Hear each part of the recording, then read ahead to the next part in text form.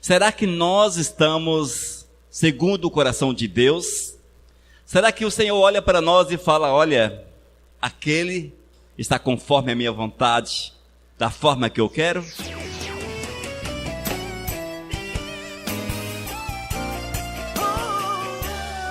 O homem que Deus quer.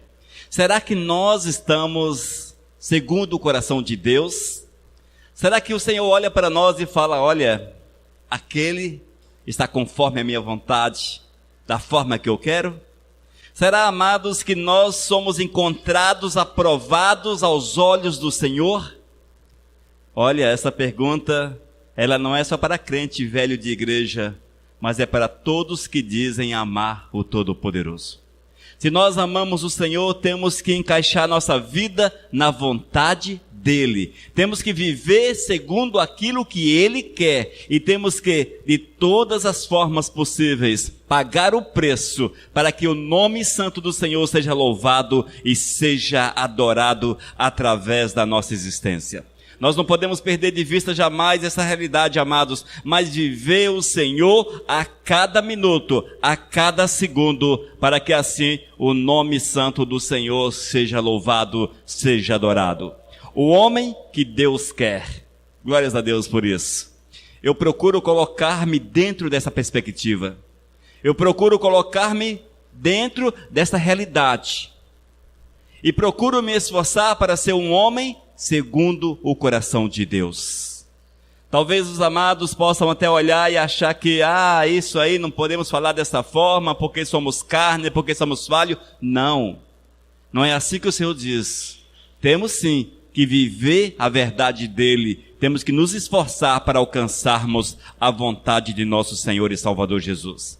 Nós vamos abrir a nossa Bíblia em Lucas capítulo 7, versículos 13 e 14. Nos diz a palavra: entrai pela porta estreita, larga é a porta e espaçoso o caminho que conduz para a perdição, e são muitos os que entram por ela. Porque estreita é a porta e apertado o caminho que conduz o homem para a vida, e são poucos os que acertam com ela. Amém? Senhor, nós te louvamos porque mais uma vez estamos aqui, Senhor, reunidos, louvando e adorando o teu nome, mas queremos também ouvir a tua voz, porque queremos sair deste lugar edificados. Ô Senhor, fala conosco nesta noite, fala conosco, Senhor, edifica-nos, para que possamos crescer continuamente na tua presença. Esse é o nosso pedido em nome de Jesus. Amém, Senhor. Irmãos, uma das realidades, e essa nós não podemos esquecer jamais, é que somos pecadores. Todos nós somos pecadores. Nós nascemos de mulher, nascemos em pecado. Há um texto no qual Davi afirma que ele nasceu em pecado. Na verdade, todos nós nascemos em pecado. Não há um homem sequer sobre a face da terra que não tenha sido concebido em pecado. No entanto, nós não podemos continuar no erro. Nós não podemos continuar nesse estado. É preciso nos esforçarmos para buscarmos a transformação, buscarmos a mudança que nos é prometida por Deus na sua santa e bendita palavra. E Ele nos afirma, irmãos, que nós podemos mudar por completo a nossa realidade a partir do momento que nós abraçamos, a partir do momento que aceitamos o senhorio de Cristo sobre a nossa vida. Muitos não conseguem enxergar essa realidade, ou não desejam essa realidade. Haja vista que é preciso pagar o preço da mortificação da vontade, da mortificação da nossa velha natureza, da mortificação do nosso querer, para que somente o querer de Deus se manifeste de uma forma grandiosa na nossa existência. Se nós quisermos ser um homem como Deus quer, é necessário pagar o preço. E o preço, irmãos, é uma longa caminhada aos pés do Eterno, até o ponto que Ele nos chamar para estarmos eternamente lá nos céus. Enquanto isso, nós temos que andar aos pés de Cristo, de preferência de joelho, para que a glória dEle se manifeste no nosso ser, no nosso viver. Quando nós lemos, por exemplo, Romanos capítulo 6, versículo 23, há uma afirmação do apóstolo Paulo para a igreja de Roma, que ela é poderosa, ela é forte, e é necessário estarmos atentos a essa realidade. Na verdade, amados, o apóstolo Paulo diz que cada um de nós somos presos pelo pecado, presos na perdição, presos na morte. E nós não podemos continuar nessa jornada, mas sim buscarmos a restauração que só o Senhor nos concede. Romanos capítulo 6, versículo 23. Porque o salário do pecado é a morte. Ouça, o salário do pecado é a morte. E completa dizendo, mas o dom gratuito, a salvação gratuita de Deus é a vida eterna em Cristo Jesus, nosso Senhor. Irmãos, se nós sabemos que o salário recompensa, a recompensa do pecado é a morte, como podemos continuar nele? Como podemos? É certo que somos pecadores, mas somos lavados no sangue de Cristo, somos restaurados no sangue do Senhor Jesus, para que tenhamos uma nova vida. E Ele nos afirma que não podemos mais viver na velha vida, sim em novidade de vida. Cada um de nós, amados, precisamos viver em novidade de vida a cada instante. Acordarmos na nova vida, passarmos o dia na nova vida, dormirmos na nova vida e assim continuamente até a volta de Cristo e ou nosso encontro com Ele lá na glória. No entanto, não é possível continuarmos presos ao pecado, presos às cadeias do pecado, que são cadeias fortes, mas elas não são assustadoras. O interessante é que as cadeias do pecado não são assustadoras, elas são até atrativas. Elas enchem os olhos do homem, elas agradam ao nosso coração, elas são aceitáveis, são gostosas, são bonitas, são agradáveis. Porém, a consequência do pecado é a morte. Eis o grande problema do pecado, é a consequência dele. E nós temos que nos esforçar com todo o nosso vigor, com todo o nosso ser, para que o dom gratuito de Deus se manifeste verdadeiramente na nossa existência. Esses que se esforçam é o homem que Deus quer, é o homem segundo o coração de nosso Senhor e Salvador. Queridos, nós não podemos nos acostumar com o pecado.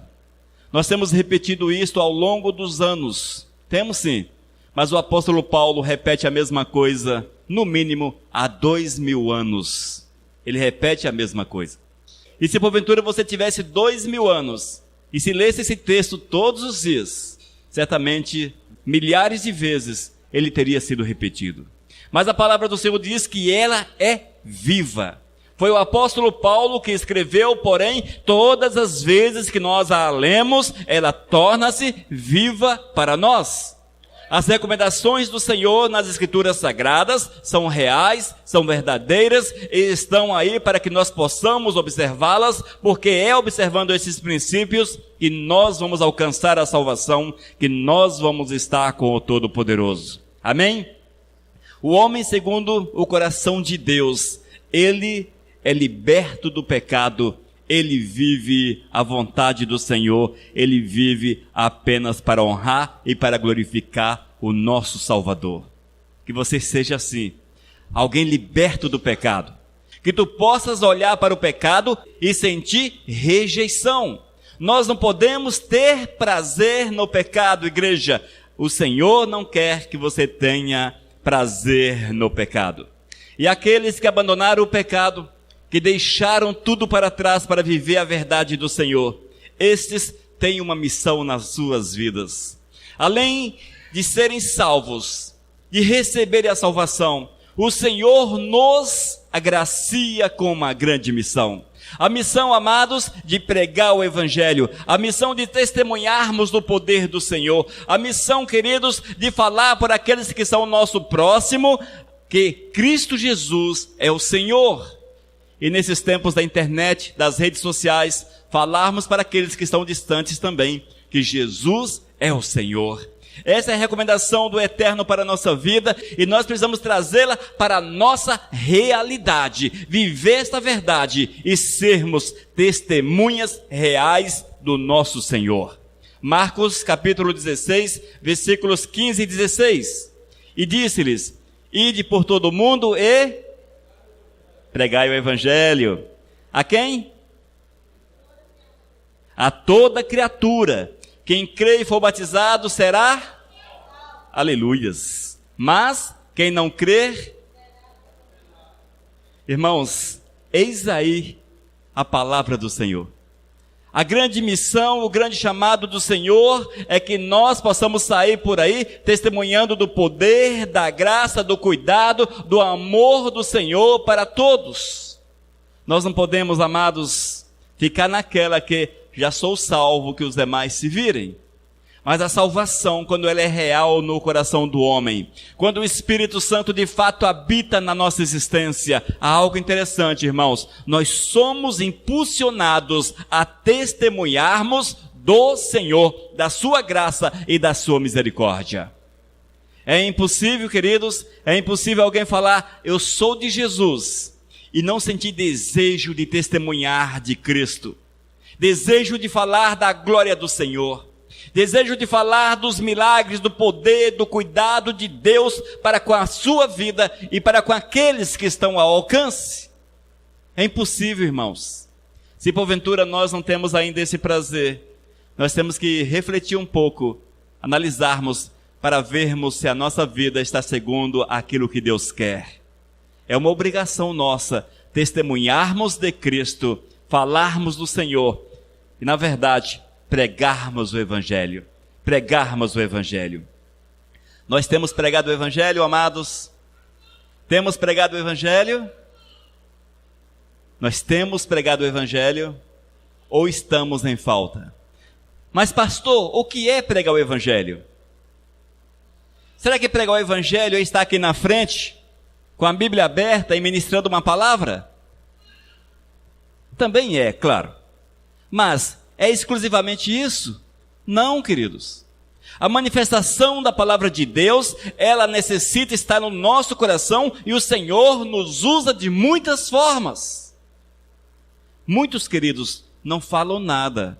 No seu trabalho ficam quietinho, porque o testemunho fala mais alto. Outros chegam para os seus vizinhos e falam do amor de Cristo. Para os seus colegas de trabalho. Outros enviam um folheto, uma mensagem, liga para alguém. Na época do WhatsApp está tão fácil. Oh, misericórdia. Nunca foi tão fácil a comunicação. É só você preparar um texto e enviar, uma foto e enviar, um vídeo e enviar. Amém? E a igreja tem o Minutos Vivos, que são vídeos edificadores, que podem ser compartilhados pelo WhatsApp, pelas redes sociais. E olha, é só compartilhar. Isso é uma forma de evangelismo, é uma forma de testemunharmos do poder do Senhor, mas também bater na porta e falar, Jesus te ama, eu quero ler a Bíblia com você, eu quero orar por você. E isso também é válido, e é até mais válido do que as redes sociais. Mas muitas vezes, nós nos sentimos acanhados, envergonhados, sem vontade de testemunhar do poder e da graça do nosso Senhor e Salvador. Não pode ser assim, irmãos. Nós somos chamados para testemunharmos. Um homem que Deus quer, ele testemunha da graça de Deus, do poder do Todo-Poderoso. Irmãos, a necessidade de salvação. Cada um de nós somos necessitados de salvação. Nós não podemos nos deixar enganar, a igreja, nós não podemos nos deixar enganar e acostumarmos com aquilo que nós temos. Muitas vezes, aquilo que nós temos é muito pouco, é pouco demais. Nós não podemos nos deixar acostumar e a nossa carne é tendenciosa a ficar ali numa boa. Ah, tá tudo bom, desse jeito tá legal, estou bem, estou indo para o céu. Mas será? Queridos, a caminhada para o céu, ela está muito acima de apenas frequentar a igreja, mas exige de nós uma vida de comunhão, de unidade com o Todo-Poderoso. A necessidade de salvação é uma realidade para todo ser humano. Isaías capítulo 59, versículo 2. Mas as vossas iniquidades fazem separação entre vós e o vosso Deus. E os vossos pecados encobrem o seu rosto de vós, para que vos não ouça. Irmãos, veja a recomendação. As iniquidades. O que são as iniquidades? são as más práticas, as velhas práticas, aquelas que o Senhor disse que deveriam estar mortas na nossa vida, haja vista que somos uma nova criatura.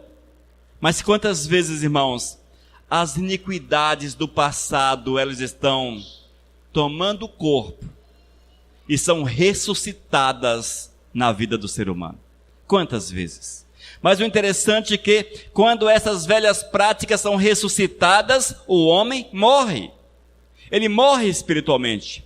Ele é afastado do Senhor. E nós não podemos subestimar a justiça do Eterno, porque Deus é justo, Ele é justiça, e se Ele fez tal afirmação, ela se cumprirá na vida daquele que está no pecado. Mas as vossas iniquidades fazem separação entre vós e o vosso Deus. Não precisa falar mais nada. Se nós cultivamos o pecado, vivemos no pecado, é o suficiente para que estejamos afastados, em definitivo, da presença de Deus. Nós não podemos, amados, brincar com tais situações. Muitas vezes o homem acha que não vai morrer. Ele acha que não vai morrer. Mas de uma hora para outra morre. E ele vai empurrando o pecado com a barriga na sua vida. Ele vai empurrando o pecado, ele gosta do pecado, ele curte o pecado, ele deixa Deus de lado e as iniquidades tomam lugar na sua vida. E se ele morrer? Como será? Romanos capítulo 5, versículo 12. Portanto, assim como por um só homem entrou o pecado no mundo, e pelo pecado a morte, assim também a morte passou a todos os homens, porque todos pecaram. Amém? Olha só, Isaías, muito tempo antes do apóstolo Paulo, já fez tal afirmação. E Paulo escreve à igreja de Roma e diz: portanto, assim como por um só homem entrou o pecado no mundo, e pelo pecado a morte, assim também a morte passou a todos os homens, porque todos pecaram. Olha só, irmãos, o pecado, ele é sério. O pecado é terrível e nós não podemos, de forma alguma, deixar que ele encontre lugar na nossa vida. O pecado, amados, ele é terrível. Nós não podemos achar que o pecado não tem nada a ver, mas observarmos aquilo que Deus fala em relação à iniquidade, em relação ao pecado e vermos a gravidade daqueles que possuem uma vida pecaminosa. É muito grave, amados. Nós temos visto que as pessoas se preocupam demasiadamente com tudo. Nós estamos preocupados agora em pagar o IPTU, está chegando. Pagarmos o IPVA, está próximo. O aluguel também. Fazermos a feira. Pagarmos a conta de energia, de água, telefone, internet. Isso tudo nos preocupa e nós nos esforçamos para que possamos quitar isso. E faz bem, precisa quitá-los, claro. Mas são mais importantes. A nossa preocupação para com essas coisas são maiores do que a preocupação em viver Jesus e em estar com Cristo Jesus. Nós muitas vezes achamos que as coisas dessa terra são mais importantes do que a vida com o Senhor. E não é dessa forma. Não há nada mais importante. Nós temos que estar com a nossa vida no Senhor continuamente. Amém? Mas quando nós observamos o ensinamento do Eterno, vamos ser salvos. E como ser salvo? Atos capítulo 3, versículo 19. Arrependei-vos, pois, e convertei-vos, para serem cancelados os vossos pecados. Eis a fórmula de salvação. A salvação é extremamente simples, irmãos. Ela exige, claro, de cada um de nós um compromisso, esforço, claro, mas é uma atitude simples. E ela inicia com arrependimento. Se não houver arrependimento no nosso coração, se nós não formos pessoas arrependidas das velhas práticas, certamente não teremos a comunhão tão desejada com o Senhor. Para sermos salvos, o primeiro passo é buscarmos o arrependimento.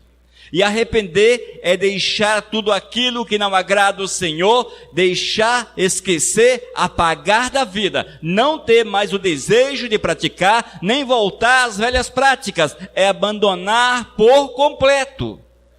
Arrependimento é abandono completo, amados, abandono completo. Nós temos observado que nesses últimos tempos, o arrependimento, ele tornou-se algo corriqueiro na vida das pessoas. E elas acham que é simples assim. E pensam da seguinte forma: esse final de semana vou aproveitar. Eu vou cair na farra, vou fazer isso, fazer aquilo, depois eu me arrependo. Depois eu me arrependo e confesso o meu pecado. Irmãos, com certeza esse arrependimento não virá.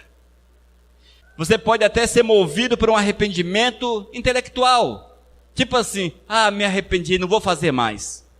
Mas não há a rejeição pelo pecado plantada no coração que só o Espírito Santo concede. Isso chama-se pecado programado. Vou pecar, depois eu me arrependo. Irmãos, será que Deus não conhece o nosso coração e os nossos planos? Como é que eu posso falar, eu vou pecar, depois eu me arrependo? Um jovem, por exemplo, eu vou fornicar. Para quem não sabe o que é fornicação, relações íntimas entre solteiros. Os casados, eu vou adulterar. Aqueles que gostam de tomar umas e outras, eu vou tomar umas e outras. Vou curtir uma festinha, aquela coisa toda. Depois eu me arrependo, me acerto com Deus. Deus sabe que eu sou carne, que eu sou fraco. Deus sabe isso, Deus sabe aquilo, Deus sabe que você vai para o inferno também. Amém? É fato, gente. Isso é brincar com Deus. Imagine seu patrão, você é empregado, e você resolve enganar o teu patrão. Patrão, olha, eu estou doente, estou com febre. Aí com essa febre que você está ali acamado, aquela coisa toda, aí o patrão passa e você está na mesa do bar tomando umas e outras. Mas você não estava com febre? Se nós não conseguimos enganar o homem, e certamente a consequência não será muito boa, agora imagine Deus que conhece o nosso coração. Mas o homem é um tanto quanto idiota nessas situações. É idiota mesmo, a palavra é essa, grossa assim. O homem é idiota nessas situações. Ele acha que pode enganar o Todo-Poderoso, amados. E arrependimento verdadeiro não é esse, mas arrependimento verdadeiro é aquele que é movido pelo Espírito Santo e você passa a ter rejeição pelo pecado, você não quer nem saber do pecado, você passa a lamentar pelo pecado, pela tua vida passada, pela tua vida de erros, pela tua vida pecaminosa, você passa a lamentar por ela e não quer mais saber disso. Isso é o arrependimento que é dado pelo Senhor. E na sequência, convertei-vos para serem cancelados os vossos pecados.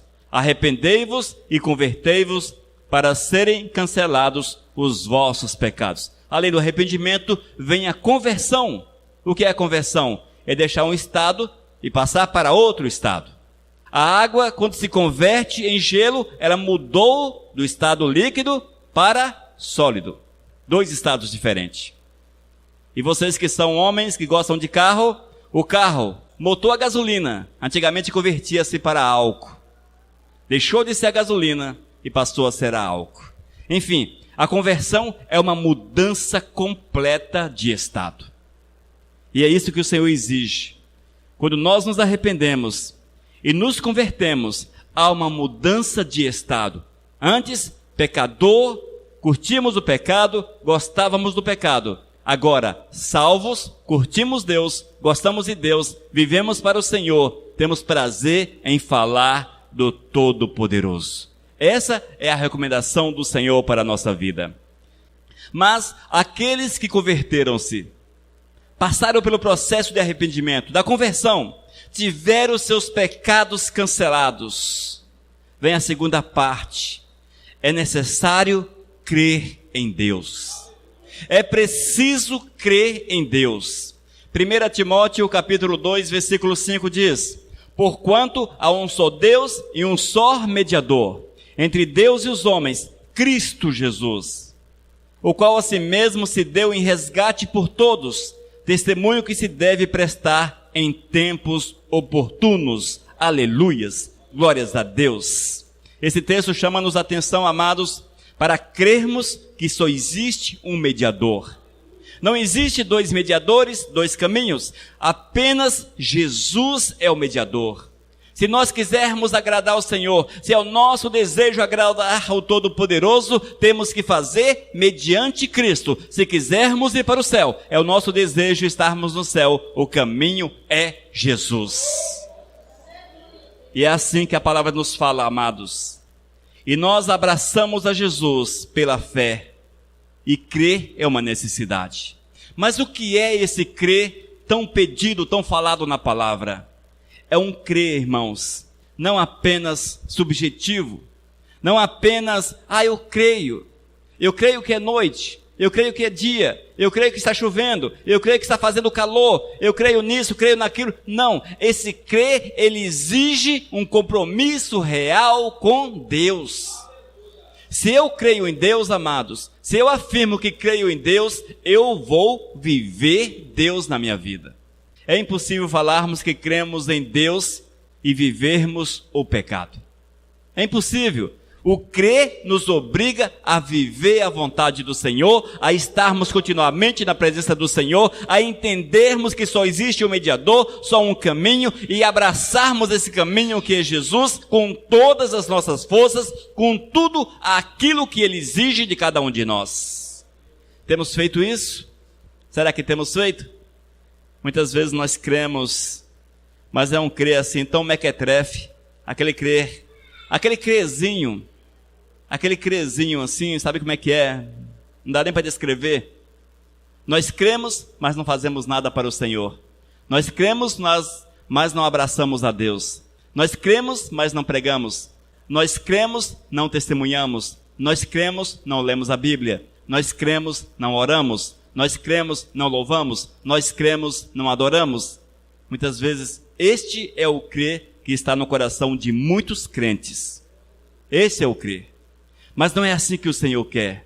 O crer de Deus para nós é aquele que leva-nos a viver a sua verdade acima de todas as coisas. Quando eu creio, irmãos, eu me sinto obrigado a viver aquilo que eu afirmo crer. Esta é a verdade do Senhor para a minha vida. Não apenas intelectualmente, mas sim na prática, na vivência diária. Crer é praticar a vontade do Senhor. Ter fé. Fé sem ação, para que serve? Nós temos que ter fé e a ação anexada à fé. Ou seja, eu creio, eu faço. Eu creio, eu vivo. Eu creio, eu amo. Eu creio, eu sou do Senhor. Eu creio, estou cheio do Espírito Santo do Senhor. Essa é a verdade do Senhor, irmãos. O homem que Deus quer, esse crer no Senhor, e ele vive a verdade do Todo-Poderoso com todas as suas forças, com todo o seu ser, com toda a sua vida. Temos vivido assim, irmãos? Olha só, nesses últimos tempos, o diabo, ele é muito esperto, irmãos. Nós nunca podemos tirar essa realidade do diabo, essa capacidade que ele tem em enganar as pessoas. Nós não podemos subestimá-lo. Nós temos visto que o diabo tem trabalhado muito com aquela ideia, a ideia da média. Se você está na média, tá bom. Você não precisa ser muito nem menos, está na média. Mas o Senhor não quer essa história de média. Ele não quer que você viva mais ou menos. Até porque ele diz que o morno, ele faz o quê? Está em Apocalipse que o morno, ele vomita. Frio ou quente. O morno não serve. E essa vida morna, do meio termo, nem quente nem frio, o Senhor não quer saber dela de forma alguma. Mas o diabo tem plantado de forma dissimulada nos corações das pessoas que você pode viver no mais ou menos. Nem quente, nem frio, morno. E quantos estão vivendo apenas como mornos, achando que estão agradando ao Senhor, quando na verdade está agradando ao diabo? Irmãos, é preciso muito cuidado com essas situações. Muito cuidado. Deus não quer meio termo. E é por isso que nós precisamos nos apresentarmos como pessoas irrepreensíveis. O que é uma pessoa irrepreensível? É aquela que não deve nada. Vamos colocar assim, de forma bem simples. Uma pessoa irrepreensível é aquela que não deve nada a ninguém. Assim deve ser a nossa comunhão com o Senhor, assim deve ser a nossa vida com Deus, assim deve ser a nossa vida nessa terra. Homens e mulheres irrepreensíveis, que vivam todas as coisas segundo a vontade do Eterno. Nós precisamos ser over, é melhor sobrar do que faltar. Com Deus é melhor sobrar. Com Deus você faz para sobrar. Não faça a conta, não faça para faltar, faça para sobrar. Sempre para sobrar. Isso mostra aos olhos do Senhor que você tem prazer naquilo que faz. Que você tem alegria na vontade dEle. Essa é a recomendação do Senhor para a nossa vida. Mas o diabo diz o contrário. E essa ideia do diabo, ela é disseminada. E ela entra de forma dissimulada na cabeça das pessoas. E as pessoas vão acatando, achando que está tudo muito bem. Cuidado com o tal do achismo em achar que está tudo muito bem. É tudo ou nada, com Deus é sempre dessa forma. E ainda, amados, em João capítulo 1, versículos 12 e 13 diz: mas a todos quanto o receberam, deu-lhes o poder de serem feitos filhos de Deus, a saber, aos que creem no seu nome, os quais não nasceram do sangue, nem da vontade da carne, nem da vontade do homem, mas de Deus. Aleluias! Oh, glórias! Mas a todos quanto o receberam,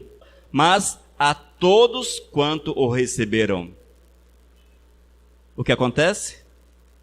Olha a sequência. Deu-lhes o poder de serem feitos filhos de Deus. Qual é a condição para sermos filhos de Deus? De termos nascido de uma mulher? De estarmos sobre a face da terra? Não, amados. Todos quanto o receberam.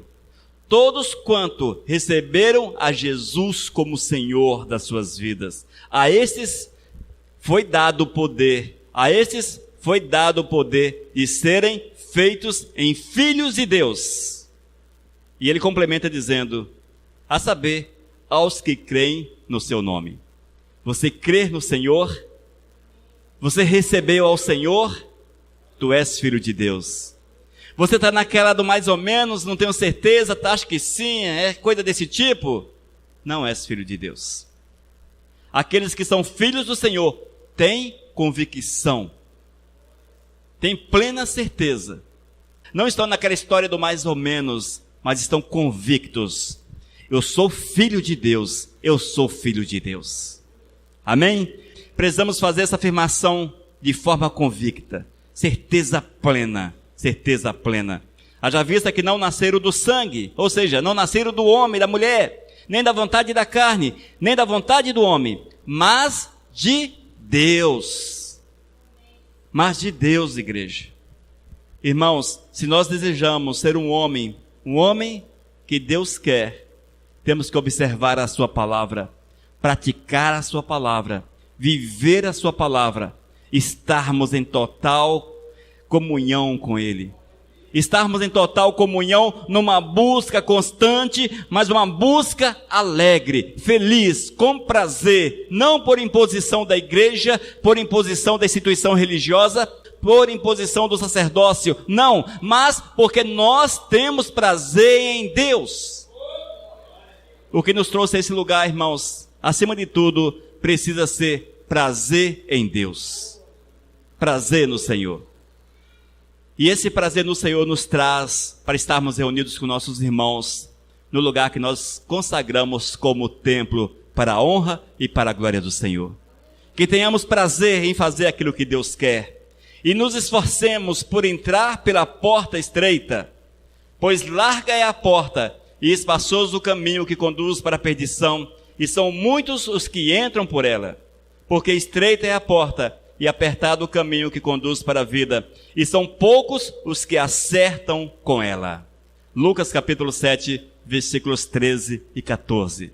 Que tu sejas um agraciado que conseguiu passar por essa porta, que conseguiu acessar a presença do Senhor, que conseguiu estar na presença do Mestre e viver a presença do Mestre. E assim certamente serás o homem que Deus quer. Amém? Vamos orar? Deus de amor, nós te louvamos pela palavra, Pai. E mesmo na sua simplicidade, mas que seja para despertamento dos corações.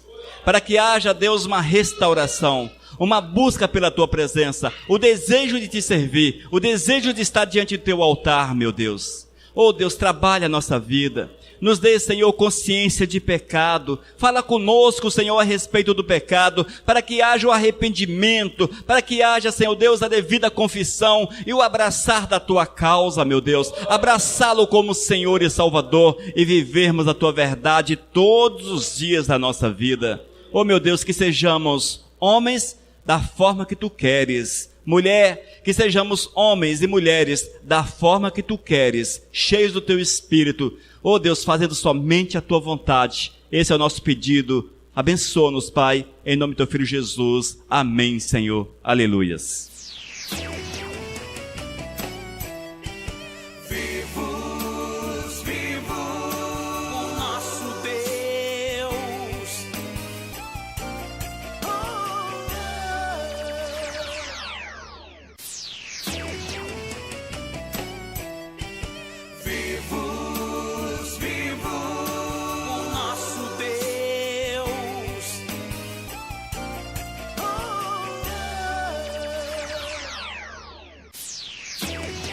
Mensagem número 733.